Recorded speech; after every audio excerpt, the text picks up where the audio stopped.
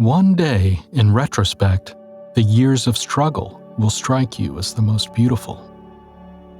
Being entirely honest with oneself is a good exercise. We are never so defenseless against suffering as when we love. Out of your vulnerabilities will come your strength. Where does a thought go when it's forgotten? A woman should soften but not weaken a man. The madman is a dreamer awake. Words have a magical power. They can bring either the greatest happiness or deepest despair. They can transfer knowledge from teacher to student. Words enable the orator to sway his audience and dictate its decisions. Words are capable of arousing the strongest emotions and prompting all men's actions. He does not believe that does not live according to his belief. The behavior of a human being in sexual matters is often a prototype for the whole of his other modes of reaction in life. Most people do not really want freedom because freedom involves responsibility, and most people are frightened of responsibility. Unexpressed emotions will never die. They are buried alive and will come forth later in uglier ways. He that has eyes to see and ears to hear may convince himself that no mortal can keep a secret.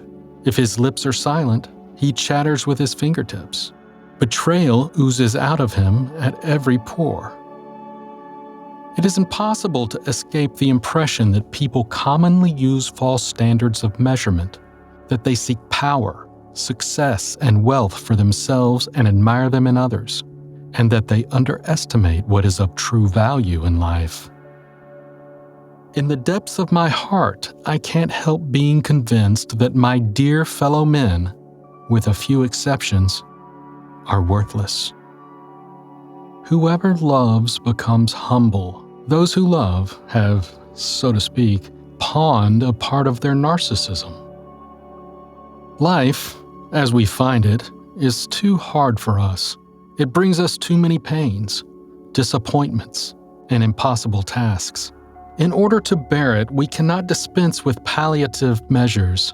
There are perhaps 3 such measures: powerful deflections, which cause us to make light of our misery, substitutive satisfactions, which diminish it, and intoxicating substances, which make us insensible to it. It is that we are never so defenseless against suffering as when we love, never so helplessly unhappy as when we have lost our loved object or its love. The virtuous man contents himself with dreaming that which the wicked man does in actual life. My love is something valuable to me which I ought not to throw away without reflection.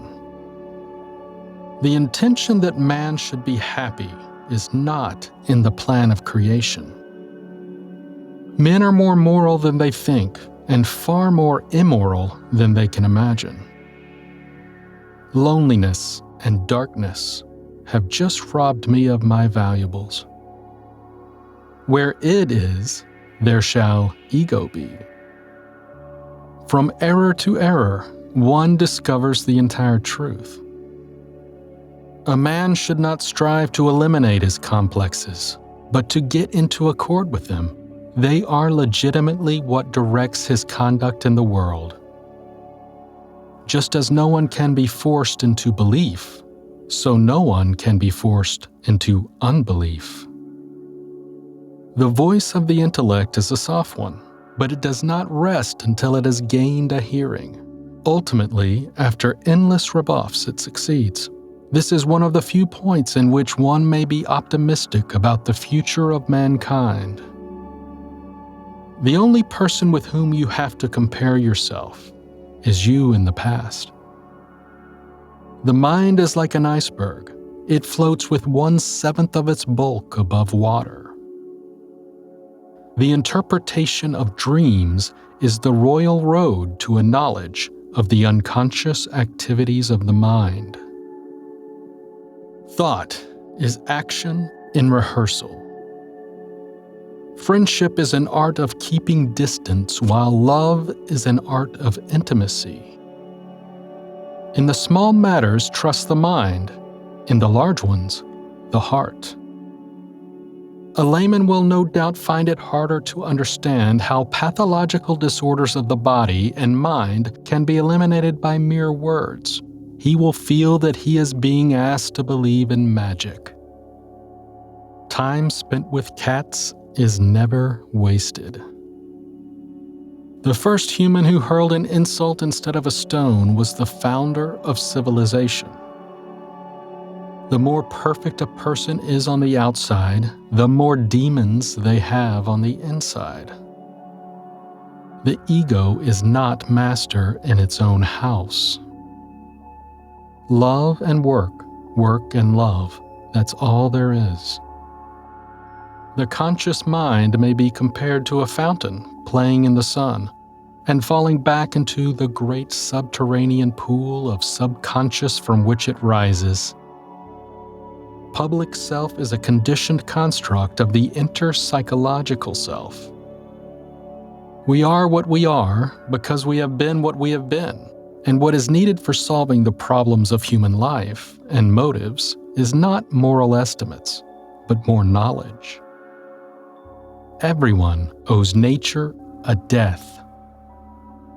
The unconscious of one human being can react upon that of another without passing through the conscious. Nothing that is mentally our own can ever be lost. The weakness of my position does not imply a strengthening of yours. Places are often treated like persons. Whoever possesses something that is at once valuable and fragile is afraid of other people's envy, insofar as he projects onto them the envy he would have felt in their place.